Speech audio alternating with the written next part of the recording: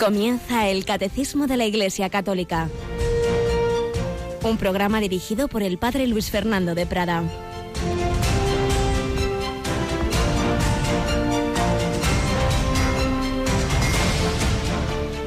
Alabados sean Jesús, María y José. Muy buenos días, muy querida familia de Radio María. Una semana más, este martes 14 de febrero, comenzamos estos 3 días seguidos, martes, miércoles y jueves, que nos ponemos a los pies del Señor para escuchar su enseñanza, que la Iglesia ha sintetizado en el Catecismo.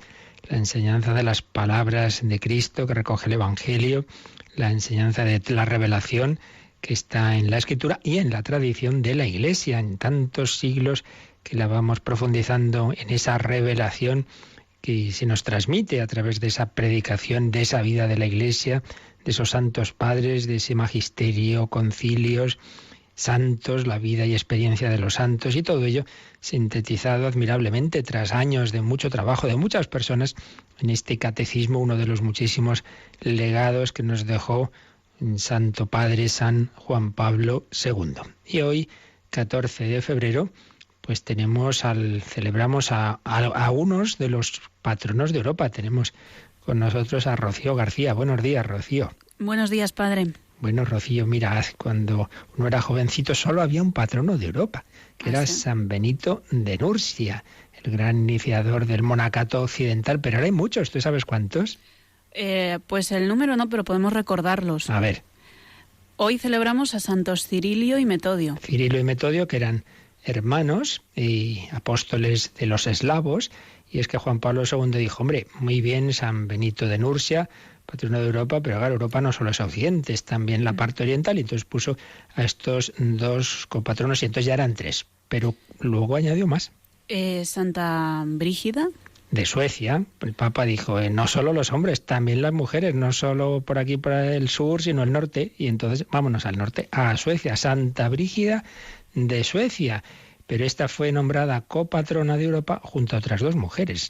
Santa Catalina de Siena. La gran, no era exactamente religiosa, pero era terciaria dominica, y fueron ella junto a Santa Teresa de Jesús las primeras mujeres nombradas doctoras de la Iglesia. Entonces ya llevamos San Benito, San Cirilo y San Metodio, Santa Brígida de Suecia, Santa Catalina de Siena, y nos queda la más reciente. Santa Teresa Benedicta de la Cruz. Eso es, Edith Stein era esa filósofa judía alemana que se convirtió al catolicismo, se hizo carmelita y ahí tomó ese nombre de Teresa Benedicta. Precisamente tuvo que ver su conversión, por un lado, con Santa Teresa, por eso se puso Teresa, y por otro lado con San Benito. Por eso Teresa Benedicta de la Cruz, y nunca mejor ese apellido de la Cruz, porque murió mártir de la caridad y de la fe en Cristo, y por ser judía en el campo de concentración de Auschwitz. 6 patronos, de 1 a 6, y es que San Juan Pablo II pues veía la importancia de que tuviéramos en toda Europa, de norte a sur, de este a oeste, esos modelos precisamente en esta época en que lamentablemente el primer continente que se dejó empapar al cabo de los siglos de la fe cristiana, que se convirtió en lo que se llamaba, no se llamaba Europa, se llamaba la cristiandad. La cristiandad, sin embargo, está en esa apostasía silenciosa. Por eso no tenemos que extrañarnos, sino que, bueno, asumir que esto está anunciado. Si es que ya está anunciado, que habría una época de apostasía, que se enfriaría la fe de la mayoría, lo dice el Señor, lo dice San Pablo.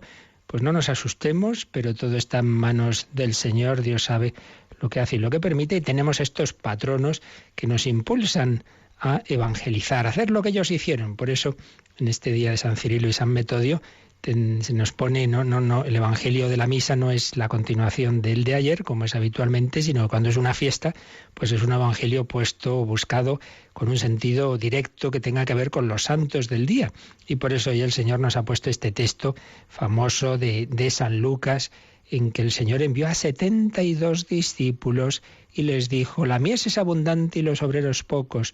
Rogad pues al dueño de la mies que mande obreros a su mies. Poneos en camino.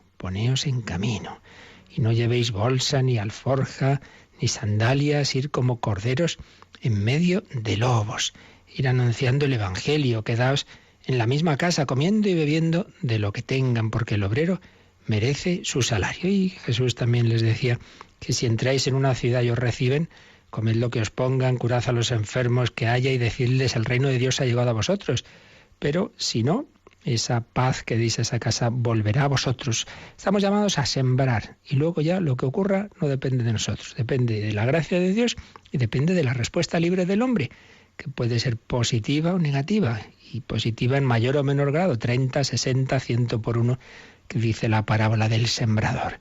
Pues eso es lo nuestro, sin desanimarnos, orar, rezad al dueño de la mies, orad y sembrar actos y gestos de caridad y palabras de testimonio y confiar en el Señor, que tiene en su mano la historia. Pues hoy pedimos especialmente por Europa y por esa zona oriental de Europa que recuerda a estos santos eslavos que, fijaos hasta qué punto, en ese afán de llevar el Evangelio a todos, hicieron construyeron, podemos decir, una lengua y unos caracteres cirílicos, viene de San Cirilo, porque había tantas lenguas que dice, aquí no hay quien se entienda. Bueno, pues para toda esa región, toda esa zona del este de Europa, pues hicieron ese esfuerzo de traducir con ese lenguaje cirílico, con esos caracteres, la liturgia de la Iglesia, etcétera. También nosotros tenemos que anunciar el Evangelio, pues sabiéndonos meter en la mente de los hombres de hoy, es lo que San Juan Pablo II y ahora el Papa Francisco pues nos ha invitado tanto con la nueva evangelización. Bueno, pues vamos adelante y hoy precisamente en la primera sección testimonial vamos a hablar de alguien que tengo que reconocer que apenas me sonaba, y es que una premio Nobel del norte de Europa que se convirtió al catolicismo, Sigrid Undset, o como se diga, pues vamos a hablar de ella en este primer momento de nuestro programa.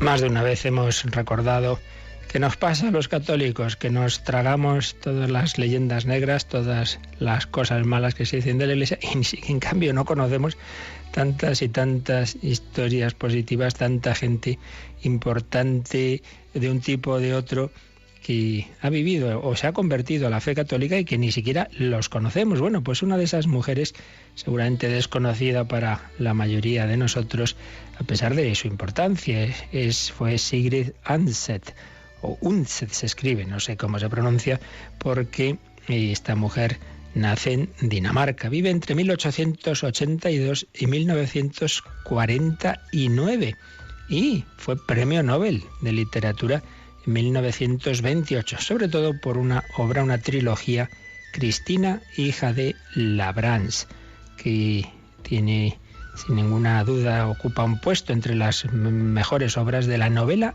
histórica. Vamos primero a situar un poco la vida de esta mujer y ya mañana profundizaremos. Hoy lo hacemos con la ayuda del crítico literario y de cine Alberto Fijo, al que tuve el gusto de tratar y conocer en mi época de capellán universitario. Nos cuenta que Sigrid, escritora noruega, vino al mundo en una ciudad de Dinamarca en 1882, fijaos, el mismo año que vio nacer a otros grandes de la literatura como James Joyce y Virginia Woolf. Esta Virginia que acabó muy mal, que acabó en el suicidio y que tendría planteamientos ideológicos totalmente contrarios a los de Sigrid. Sigrid, de una familia importante, muy culta, y cuya vida está marcada, señala Alberto Fijo, por estos hechos. Por un lado, la casi continua convivencia con la enfermedad de los seres queridos, la temprana desaparición de su padre cuando Sigrid tenía 11 años, por un matrimonio que ya veremos que no fue bien precisamente, 3 hijos, 2 guerras mundiales, la ruptura del matrimonio, un hijo caído en combate, estrecheces económicas, exilios y la conversión a la Iglesia Católica con 43 años. Son las piezas que componen el puzzle de esta vida. Cada vida es un misterio en la que ocurren cosas de todo tipo y lo importante es que al final nos dejemos llevar por el Señor a nuestra plenitud, a la felicidad eterna. Sigrid será la mayor de 3 hermanas y crecerá en un hogar culto, como decíamos. Ella adoraba a su padre, que quiere para ella una esmerada educación. La prematura muerte del padre cuando tenía solo 40 años, dejará a su mujer joven viuda con 3 hijas en una difícil situación económica. Y por ello Sigrid tiene que renunciar a un brillante porvenir universitario. Ella hubiera hecho una carrera y tiene que empezar con 16 años como secretaria del director de una compañía alemana de ingeniería. Pero con tiempo robado al sueño empieza a escribir una primera novela ambientada en la Dinamarca medieval, mientras lee mucha historia y literatura, sobre todo inglesa. Sigue escribiendo novelas, al principio pues no son aceptadas o acogidas, pero pronto empiezan a ser muy apreciadas esas sus novelas y ya pues puede abandonar ese trabajo como secretaria y dedicarse a escribir, porque ya se van vendiendo mucho esas obras. Viaja por Europa 1909, 1910, gracias a una beca para escritores jóvenes. Pasa 9 meses en Roma y allí conoce a un pintor noruego que será su marido, 9 años mayor que ella, que estaba ya casado, que tenía 3 hijos. Sigrid tenía 30 años, ese hombre, Svarstad, consigue el divorcio y se casan en 1912. Ahí tenemos a Sigrid casada con este hombre, pero en 1919, pronto, por tanto, 7 años después, se rompe el matrimonio. Y su marido tenía 3 hijos del matrimonio anterior, y ellos a su vez habían tenido 3, con lo cual se encuentra con 6 hijos, y de ellos 2 con discapacidad mental, la segunda hija de Sigrid y uno de los hijos de Anders, con lo cual, pues de nuevo, tiene que dedicarse a la literatura de noche cuando ha terminado las tareas domésticas. Matrimonio, maternidad, Primera Guerra Mundial, todo ello van afectando de una manera o de otra a esta mujer y escritora. El marido la abandona cuando Sigrid tiene 37 años y está embarazada de su 3er hijo. Sigrid ya no volverá a casarse. Se instala en Lillehammer, donde pone en pie una hermosa y tranquila finca campestre que permita una vida sana para su hija enferma. Y después de dar a luz a ese último hijo, Sigrid se asienta y acomete su gran obra, esa que mencionábamos antes, Cristina, hija de Labrans. Un libro, dice Alberto Fijo, que es mucho más que una novela histórica. Es la luz al final de un largo túnel, el fruto de un descubrimiento fundamental en la vida y la obra de Sigrid, el descubrimiento del cristianismo y más concretamente de la providencia divina y su juego con la libertad de los seres humanos.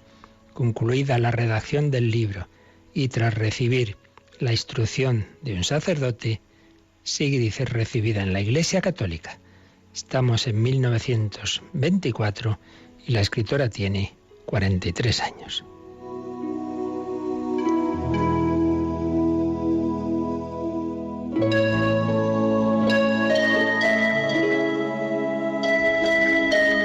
Esa obra, Cristina, hija de Labrans, consta de 3 libros, cerca de 1000 páginas, que abarcan la vida de una mujer noruega del siglo XIV. Señor Alberto Fijo, que habría que acudir a Dostoyevsky, Manzoni, von Lefort o Corti para encontrar en la historia reciente de la literatura un acercamiento tan poderoso como el de esta mujer noruega a temas como la culpa, el amor, la filiación, el odio, el matrimonio, la fe, la maternidad, la providencia y la libertad. La obra es acogida en toda Europa de manera extraordinaria, pero a la vez su conversión en Noruega ha provocado un gran escándalo. En aquel momento al menos era un país muy caracterizado por un protestantismo estatal, un antipapismo muy acusado. Entonces que esta mujer, esta gran literata, se nos haga católica, en fin, eso fue todo un gran escándalo, un gran follón. 1928, el premio Nobel, y se va acercando la Segunda Guerra Mundial. Y Sigrid ya antes se había opuesto al nazismo, que había provocado el rechazo de sus libros en Alemania. Su hijo mayor Anders, oficial del ejército noruego, muere a los 27 años en un enfrentamiento con tropas alemanas. Sigrid escapa de milagro a Suecia con el único hijo que le queda, porque había muerto ya también la hija discapacitada. Y entre 1940 y 45 vive exiliada en Estados Unidos. No podía estar en Europa, puesto que los nazis estaban sobre ella.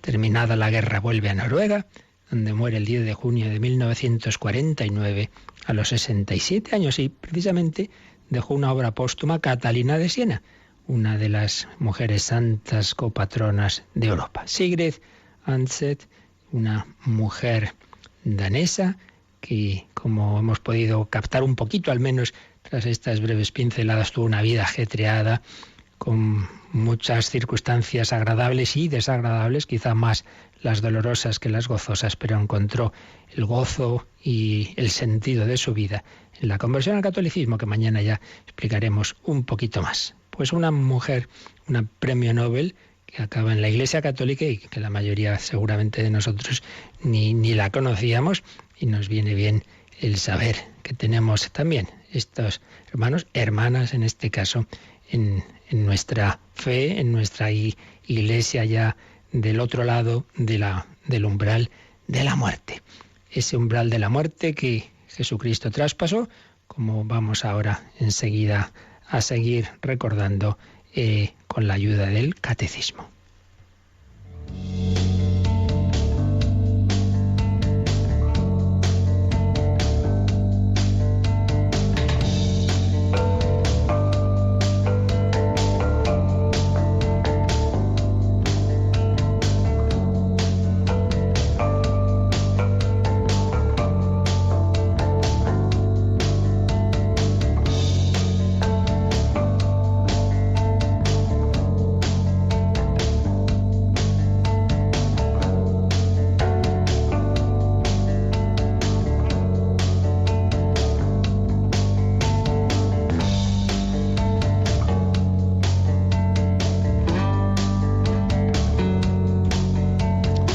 Pues vamos adelante a conocer mejor esa fe en la que recaló ese barco de la vida de esta mujer apasionada nórdica que llegó a conocer a Jesucristo y a convertirse a su Iglesia Católica. Y esa Iglesia Católica nos transmite la enseñanza de Jesús sintetizada en el catecismo de la Iglesia Católica, que un papa eslavo, San Juan Pablo II, promulgó. La primera edición en el 92 y la definitiva en el 97. Y recordáis que este catecismo tiene 4 partes. La primera de ellas es lo que creemos, que está sintetizado en los diversos credos, sobre todo de los muchos credos que se han compuesto en la historia de la Iglesia. Hay 2, son los más importantes, al menos para nuestro mundo occidental, y que, bueno, no solo, también para el oriental, porque uno de ellos sí, el que llamamos símbolo de los apóstoles, era el símbolo de la Iglesia de Roma, pero el otro, el credo largo, el niceno-constantinopolitano, ese es muy apreciado en la zona, digamos, oriental de la Iglesia. Y son los 2 que decimos a veces el corto o el largo. Antes siempre rezábamos el largo, y desde hace unos años se deja elegir símbolo de los apóstoles o el largo, y lamentablemente me da la impresión de que tendemos a coger siempre el corto, con lo cual ahí está ese peligro de olvidar el largo, que es el más completo. Pero también hay que decir, a veces llegan preguntas, oiga, ¿y por qué en este credo no se dice tal cosa o en el otro tal otra? Porque los credos no se han compuesto con un sentido de coger todo, recoger ahí toda la doctrina de la Iglesia, sino lo que en el momento en que se compusieron, en concreto el largo, pues en los concilios de Nicea y Constantinopla, ya por el siglo IV, pues recogían lo que en ese momento se estaba discutiendo, se estaba dudando, entonces se formula y se insiste en ello, pero otras cosas que no se estaban atacando pues no se recogen.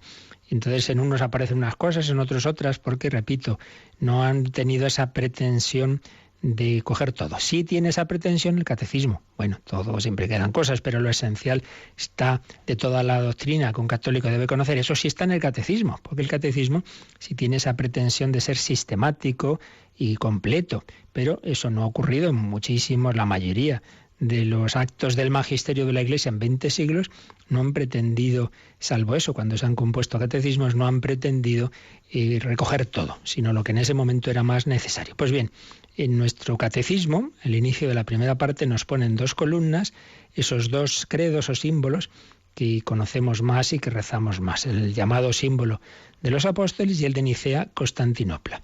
Entonces el catecismo va siguiendo los 2. Y habíamos visto en el de Nicea, Constantinopla, habíamos llegado a, por nuestra causa fue crucificado en tiempos de Poncio Pilato, padeció y fue sepultado. Y lo siguiente ya será, y resucitó al tercer día según las Escrituras, que ya lo veremos. Pero si nos fijamos en el otro, en el corto, en el símbolo de los apóstoles, dice, padeció bajo el poder de Poncio Pilato. Por cierto, esto ya alguna persona ha comentado alguna vez, la traducción del largo de fue crucificado en tiempos de Poncio Pilato, hombre, en tiempos de Poncio Pilato y de mucha más gente. No es la idea simplemente en tiempos, sino bajo el poder. Es la idea de una condena bajo ese poder del imperio, de la autoridad civil, concretamente del imperio romano, ¿no? Pero bueno, dejando eso aparte, padeció bajo el poder de Poncio Pilato, fue crucificado, muerto y sepultado, descendió a los infiernos.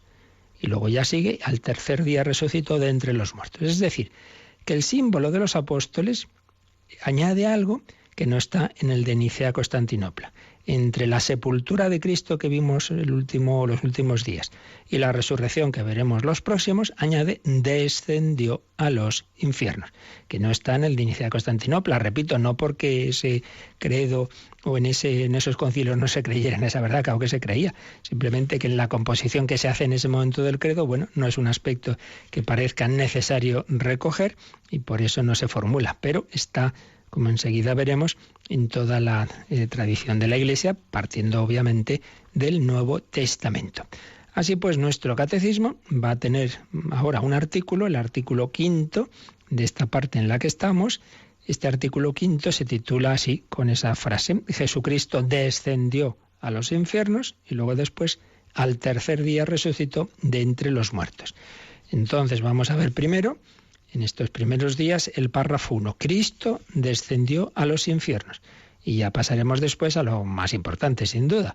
Al tercer día resucitó de entre los muertos. Pero empezamos por Cristo descendió a los infiernos, que además es una de las preguntas recurrentes. Mucha frecuencia aquí nos llegan correos, preguntas o en otros ámbitos. Recuerdo una tanda de ejercicios que di hace como un par de años y a voluntarios de Radio María, pero en fin, venían otras personas y entre ellas un grupo de personas, algunos de ellos bastante mayores, ya quizá cercanos a los 80, y me acuerdo un señor que dijo, pues mire, la verdad es que al cabo de mi vida hasta ahora no me había enterado yo mucho que era eso de descendió a los infiernos, lo he entendido aquí. Bueno, pues no esperemos al final de nuestra vida para enterarnos de qué significa lo que nos explica el credo, que para eso está el catecismo y para eso están estos programas que tenemos en Radio María, a los que podéis siempre preguntar. Jesucristo descendió a los infiernos. Bueno, Rocío, pues vamos con el primer número que introduce este artículo, este párrafo, que es el número 631. Vamos con él. Jesús bajó a las regiones inferiores de la tierra. Este que bajó es el mismo que subió.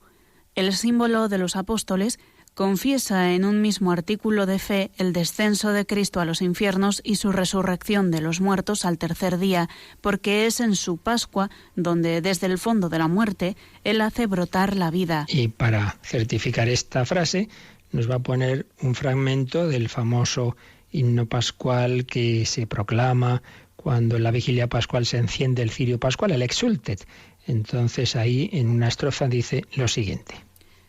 Es Cristo, tu Hijo resucitado, que al salir del sepulcro brilla sereno para el linaje humano y vive y reina glorioso por los siglos de los siglos. Amén. Realmente es el final del Exultet. Bueno, pues número 631. Ha comenzado con una cita de la carta de San Pablo a los Efesios, Efesios 4, 9 a 10.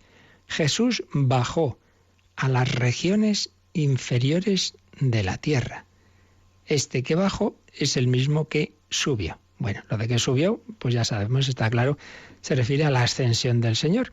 Pero San Pablo pues nos ha ido explicando en sus diversas cartas ese misterio, desde la carta a los Filipenses, donde está ese precioso y tan importantísimo himno que tantas veces hemos comentado aquí, el himno cristológico que rezamos los sábados por la tarde en las primeras vísperas del domingo. El Hijo eterno de Dios, Cristo, no se aferró a su divinidad, era Dios, pero al hacerse hombre como que eso lo deja escondido, se rebajó y apareció como un hombre cualquiera. Y fue descendiendo, porque baja del cielo a la tierra, pero escoge una nación pobre, Israel. Dentro de Israel va a vivir en un pueblecito, apenas una aldeilla, Nazaret, y va a tener un trabajo, pues nada, ahí de chapucillas con San José, y luego no va a tener donde reclinar la cabeza en su vida pública, con unos seguidores no precisamente muy cualificados, unos pescadores, un publicano, un sicario celotes, no sé qué, y va a morir de una manera espantosa, como un renegado, como un blasfemo, va a morir en la cruz, y con la muerte peor que no se podía aplicar a un ciudadano romano, pero sí a Jesús, y va a seguir bajando su cuerpo al sepulcro, y su alma, pues eso es a lo que se refiere este artículo de la fe. ¿Qué pasa con el alma de Cristo? Habíamos visto los días anteriores, nos habíamos fijado en el cuerpo de Cristo. El cuerpo de Cristo queda en ese sepulcro que ofrece José de Arimatea, y ahí está la espera de la resurrección. Ahí queda ese cuerpo que había sido tan martirizado. Pero ¿y el alma? El alma, entre tanto, dice, Jesús bajó a las regiones inferiores de la tierra. Luego va a resucitar. Bueno, pues hay diversos textos del Nuevo Testamento y de toda la tradición de la Iglesia, diversos textos que con unas otras palabras nos hablan de este misterio, de qué ocurre esos días, hasta esos 3 días, hasta la resurrección del Señor, qué ocurre con esa alma. Hay un texto muy importante, pero discutido, que veremos de la primera carta de San Pedro, pero bueno, diversos otros textos que ahora enseguida mencionaremos, que en cualquier caso van a hacer que esté muy presente en esos primeros siglos de la historia de la Iglesia esta idea de que el alma de Cristo ha penetrado en ese mundo misterioso para nosotros, que por hablar en términos locales, pues no es lo que está arriba, sino lo que está abajo. Descendió a los infiernos, descendit ad inferna. Desde los primeros tiempos figuró como algo corriente en la doctrina cristiana la fe de que Cristo había estado en el inframundo, en ese tiempo que va desde la muerte en la cruz a su resurrección. Se habla de ese paso de Jesús por el Seol. Con esto, los santos padres, esos grandes doctores, autores de los primeros siglos, que querían mostrar pues la sumisión a Cristo de las potencias infernales y del dominador de ultratumba, pero también que la salvación que Cristo trajo a la tierra la ha traído no solo a la tierra, sino a los que habían muerto antes de él. La predicación de la salvación a todos los muertos y la liberación efectiva de los justos que habían muerto antes de Cristo. Todas las personas que habían sido fieles a Dios y a su conciencia, pero que aún no podían entrar en lo que llamamos el cielo, no podían ver a Dios porque aún no estaba hecha la redención, aún no se había abierto la puerta del cielo. Pero estaban esperando esa venida del Mesías. Entonces Cristo, en ese tiempo tras su muerte, entre su muerte y su resurrección, pues es lo que nos indica este punto de la fe, va a descender, por hablar en esos términos locales, porque nosotros es que no sabemos hablar sin esos aspectos locales, va a descender esa situación, va a entrar en esa situación de los muertos, va a anunciarles que Él ya ha hecho la redención. Así pues, tenemos esa entrada de Cristo en ese mundo, tenemos que los espíritus malvados, por supuesto, tienen que reconocerle como Dios y Señor, pero tenemos sobre todo, como enseguida veremos, ese anuncio de la salvación a todos aquellos que la estaban esperando. Enseguida lo explicamos, pero vamos a quedarnos primero un momento pues con María. ¿Qué estaba pensando y meditando en su corazón la Virgen cuando Jesús había quedado en el sepulcro y su alma estaba en esa situación que ahora enseguida intentamos explicar? Pues sin duda estaba rememorando todo lo que había vivido, llevaba en su corazón esas escenas del Vía Crucis, ese cuerpo de su hijo machacado por los latigazos, crucificado, lo había visto expirar, había oído sus últimas palabras, había oído ahí tienes a tu hijo, pero estaba esperando la resurrección también.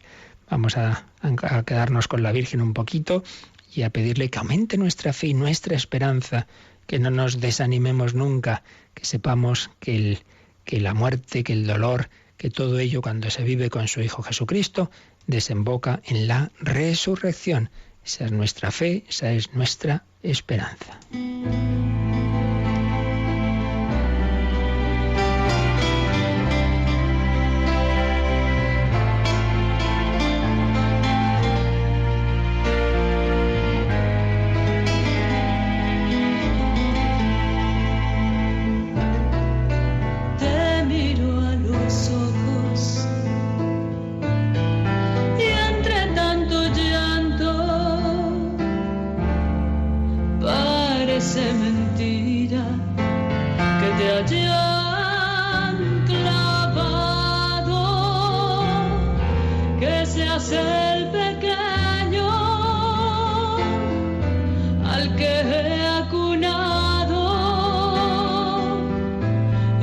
Se dormía tan pronto en mis brazos, el que se reía al mirar el cielo y cuando rezaba se ponía serio. De madero de aquel pequeño que entre los doctores hablaba en el templo, que cuando pregunté respondió con calma que de los asuntos de Dios se encargaba. Ese mismo niño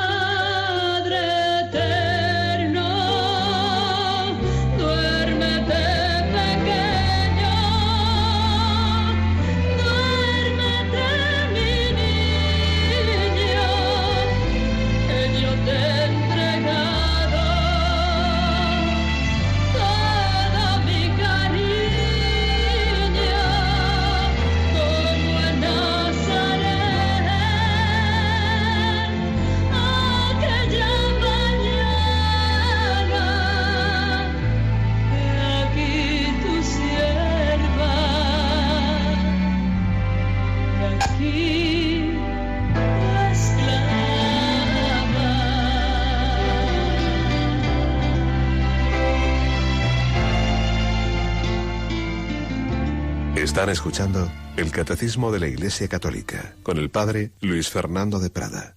He aquí tu sierva, he aquí tu esclava. María estuvo con Jesús en todos los momentos, en todos los misterios gozosos, dolorosos, luminosos, y así también comparte ahora los gloriosos. Bueno, pues vamos a ver ya un poquito más en qué consiste este punto de la fe. Jesucristo descendió a los infiernos y para ello leemos, Rocío, el número 632.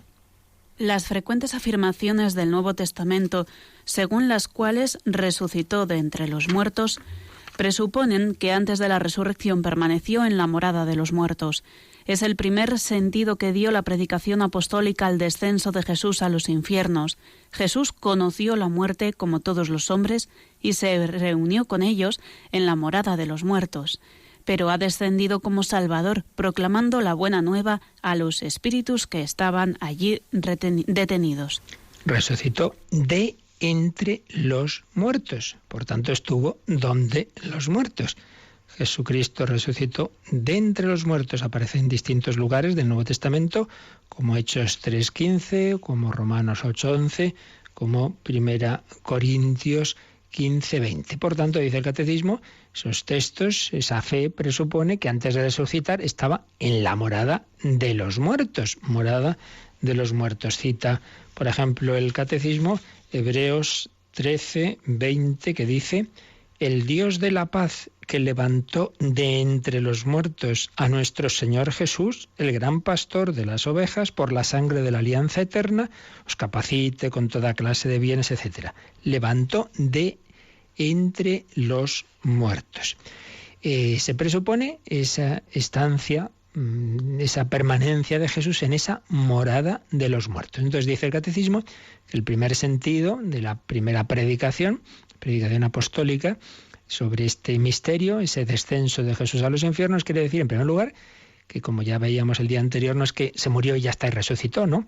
Sino que gustó la muerte, que permaneció en esa situación un tiempo. Aquí nos perdemos con lo que significa el tiempo, lo que es más allá de la muerte, pues no lo sabemos, nos perdemos, pero sabemos que hay algo, que haya esa situación, que hay un espacio de tiempo que no sabemos cómo se mide, pero que indica un lapso, un periodo entre la muerte y la resurrección. Jesús conoció la muerte como todos los hombres y se reunió en la morada de los muertos con ellos.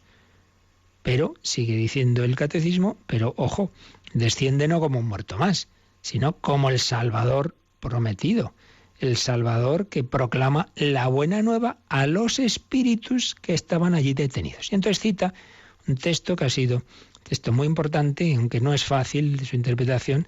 Hay otros textos que hablan de lo mismo, pero bueno, vamos a leer este texto de la primera carta de San Pedro, capítulo 3, versículos 18 y siguientes. Dice así este texto: porque también Cristo murió de una vez para siempre por los pecados, el justo por los injustos, para llevaros a Dios.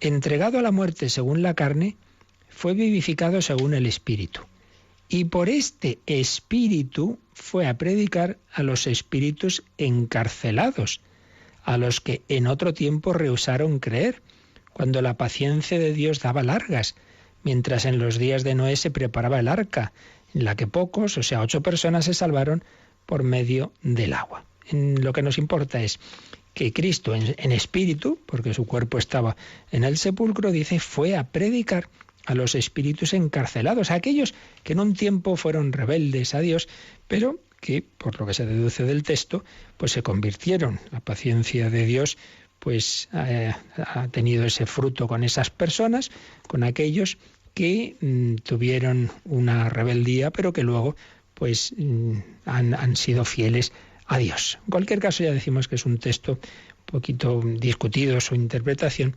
pero lo que está claro, y esto es lo fundamental, ¿por qué nos hacemos lío cuando oímos esto de que Cristo descendió a los infiernos? Porque nos suena a infiernos como nuestro infierno, como esa situación de aquellos que eternamente han preferido no entrar en la amistad con Dios, que han quedado eternamente separados de Dios. Y no quiere decir eso. Aquí el texto, la palabra, que se está usando pues es en hebreo Seol, en griego Hades, la morada de los muertos. Es esa situación, ese lugar, porque repito, no sabemos hablar sin términos locales, donde las almas de los muertos se encontraban encerradas después de la muerte.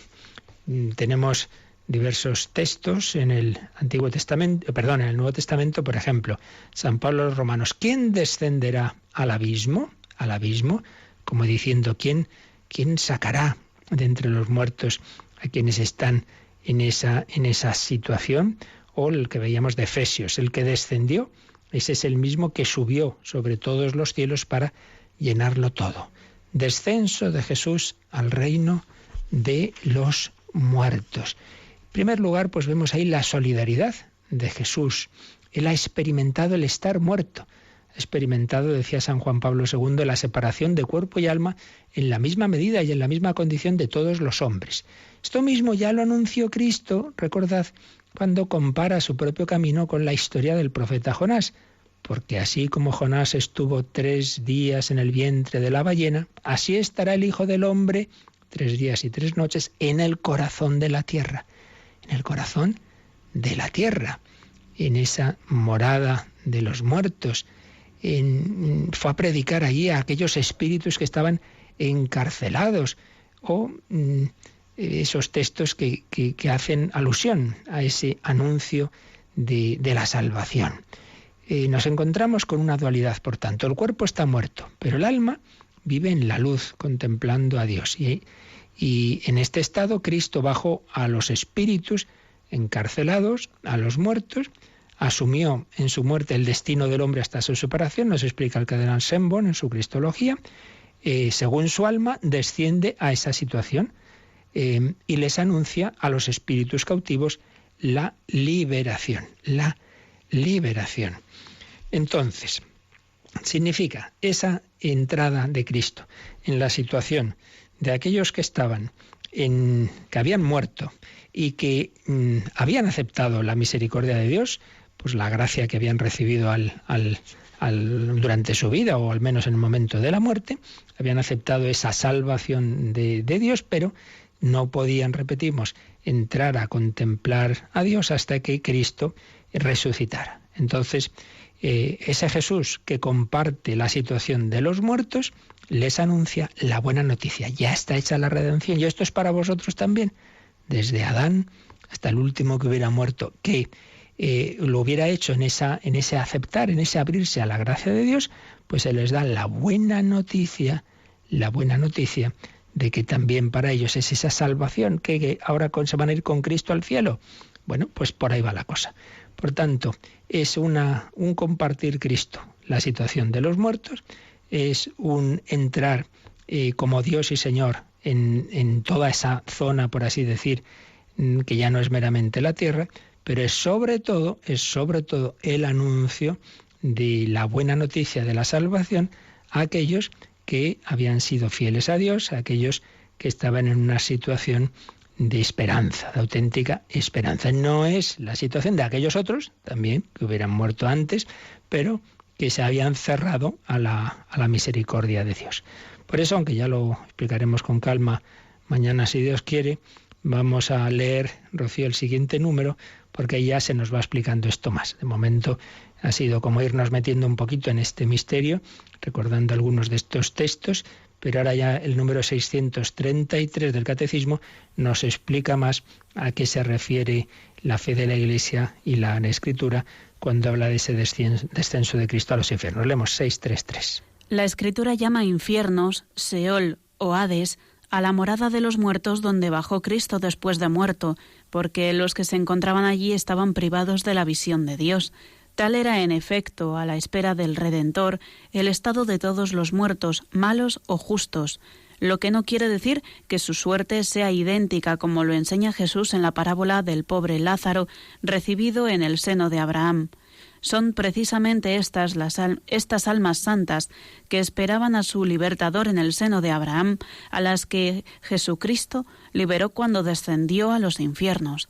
Jesús no bajó a los infiernos para liberar a los condenados, ni para destruir el infierno de la condenación, sino para liberar a los justos que le habían precedido. Bueno, pues yo creo que con este texto, con este número ya se nos acaba de revelar la clave, el sentido de este punto de nuestra fe. En primer lugar, dice el Catecismo, habla de esas palabras. La Escritura llama infiernos, Seol, palabra hebrea, o Hades, palabra griega, a esa morada de los muertos a la que Cristo bajó después de muerto. Claro, pues que conociendo que en nuestra lengua infierno es otra cosa, hubiera sido mejor usar otra palabra. Pues mire, pues esta es la palabra de la tradición, pues la explicamos y ya está. Pero no hay que confundirla con el infierno, la Gehenna, que es la situación de los condenados. No, la Escritura llama infiernos, con ese Seol o Hades, a la morada de los muertos donde bajó Cristo después de muerto. Primer sentido, pues era, en general, la situación de todos los que habían muerto antes, buenos y malos. Entonces ahí se encontraban los que estaban esperando la redención, pero ahí estaban malos y justos. Lo cual no quiere decir, dice, ya nos advierte el Catecismo, que la suerte de unos y otros fuera la misma. Y para ello nos recuerda la parábola del pobre Lázaro y el rico Epulón. Vamos a leerla y lo dejamos aquí y ya mañana lo retomaremos. ¿Recordáis? Ese rico que banqueteaba espléndidamente y a sus puertas el pobre Lázaro, pobrecito, pues lleno de llagas y sin nada que llevarse a la boca, y el rico a lo suyo, y al final se mueren los dos. Y dice Jesús en la parábola que el rico va a los tormentos del infierno, y ahí ya sí que es el infierno que nosotros llamamos, y en cambio Lázaro está en el seno de Abraham. Todavía no es el cielo, aún no se ha producido la redención, pero seno de Abraham, es decir, la situación del Seol, pero la situación de aquellos que habían sido fieles a Dios, que se habían dejado llevar del amor de Dios y del prójimo. Y entonces dice que en el abismo, estando en medio de tormentos, el rico levantó los ojos y vio desde lejos a Abraham y a Lázaro en su seno. Entonces gritó: Padre Abraham, ten compasión de mí y envía a Lázaro para que mojando en agua la punta del dedo venga a refrescarme la lengua, que estoy sufriendo horrores en estas llamas. Pero Abraham le contestó: Hijo, acuérdate de que ya recibiste tus bienes en vida, y Lázaro en cambio los males. Ahora pues él tiene aquí el consuelo mientras tú el tormento. Y además, entre nosotros y vosotros hay una inmensa sima, de suerte que los que quieran pasar de aquí a vosotros no puedan, ni tampoco atravesar de ahí a nosotros. Es decir, está diciendo que en esa situación que compartían los muertos, la compartían, pero con una diferencia radical. En un caso estaba en una situación de sufrimiento, porque su vida se había frustrado, porque estamos hechos para Dios y para el amor, y se había encerrado en su egoísmo, no había hecho más que dedicarse a su buena vida, a banquetear, y con eso se ha quedado encerrado en su propia soledad para siempre, por su propia culpa. Él reconoce que no ha sido culpa de Dios, que ha sido él. Pero en cambio el pobre Lázaro está en esa otra situación, que aún no es el cielo, pero que está ahí en el seno de Abraham. Ya llegará el momento de entrar en el seno de Dios, que va a ser con la resurrección. Pero bueno, a lo que va la parábola es a indicarnos la diferencia de estado, de situación, de los que se han abierto al amor y de los que no. Bueno, unos y otros estaban esperando que ocurriera la redención. Lo que pasa es que unos van a irse con Cristo a la gloria eterna, al cielo, y otros no, van a quedar por su propia elección y autoexclusión, como nos dirá, ya lo veremos el Catecismo, hablando del infierno, por su propia autoexclusión de ese banquete al que no quisieron ir, quedarán fuera de esa situación. Pero Cristo anuncia que la redención se ha hecho a todos, a los demonios, por supuesto, a los que ha sujetado bajo su poder, ya ha destruido el poder del príncipe de este mundo, aunque todavía le deja, y bien lo vemos, le deja seguir actuando hasta que acabe la historia, le deja actuar en este mundo, pero deja claro también en el más allá que Él es el Redentor, que Él es el Hijo de Dios hecho hombre, y que como hombre deben adorarle. Al nombre de Jesús toda rodilla se doble, en el cielo, en la tierra y en los abismos. Pues vamos también nosotros a adorar a Jesús, nuestro Redentor, Redentor de todos, de vivos y muertos, desde el primer hombre que existió hasta el último. Cristo no solo ha salvado a los de su época o a los que íbamos a venir después. Cristo también es salvador de los que habían vivido antes de él, no faltaría más. Si no, vaya, qué mal organizado estaría esto. Hombre, los pobres que han vivido antes de Cristo, entonces para ellos no es la salvación, sí lo es. Por eso Cristo desciende a abrirles la puerta, a invitarles al cielo, a llevárselos con él a aquellos que habían vivido conforme a la verdad y al amor. Pues pedimos que nosotros también nos abramos a la gracia de Dios, reconozcamos a Jesús nuestro Salvador y así nuestra vida vaya camino de la gloria eterna. Se lo pedimos, lo meditamos y si queréis alguna pregunta ahora, pues es el momento. Participa en el programa con tus preguntas y dudas. Llama al 91 153 8550. También puedes hacerlo escribiendo al mail catecismo@radiomaria.es. catecismo@radiomaria.es.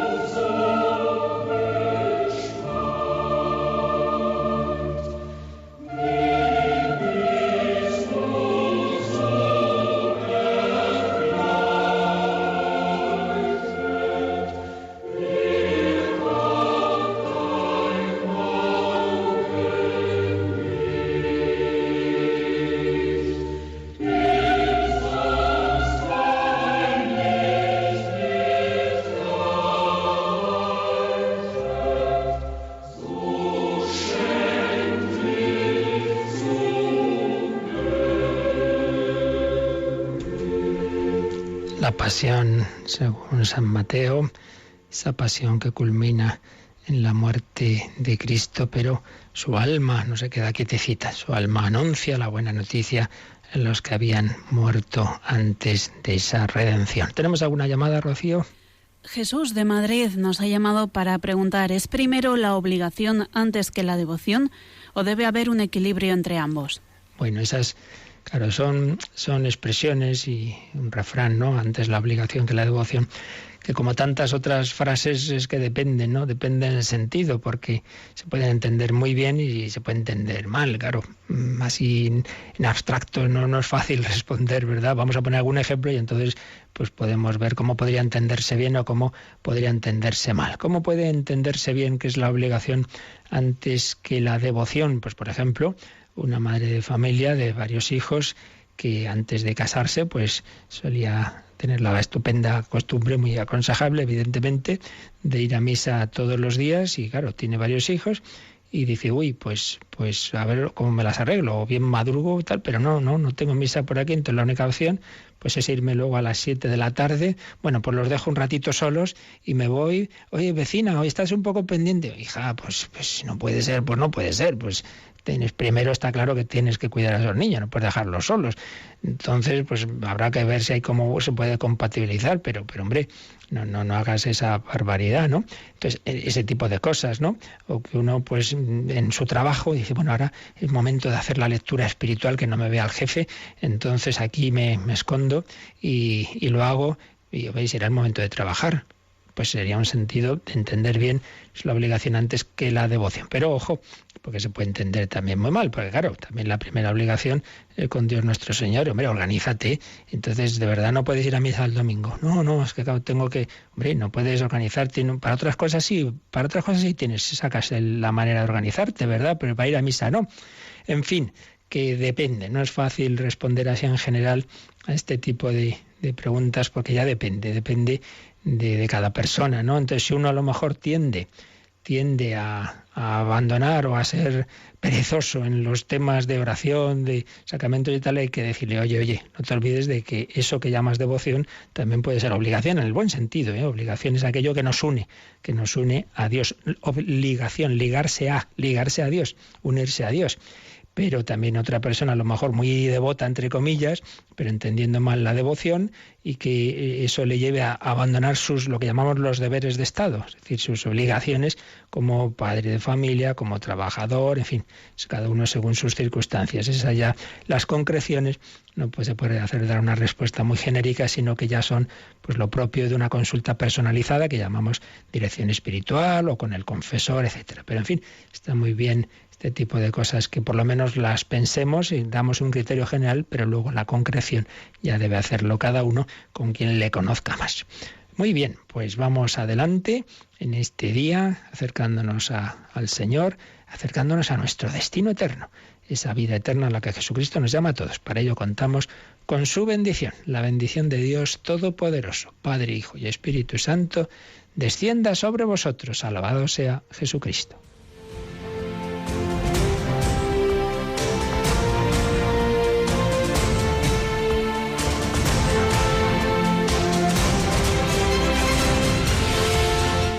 Han escuchado en Radio María el Catecismo de la Iglesia Católica, un programa dirigido por el Padre Luis Fernando de Prada.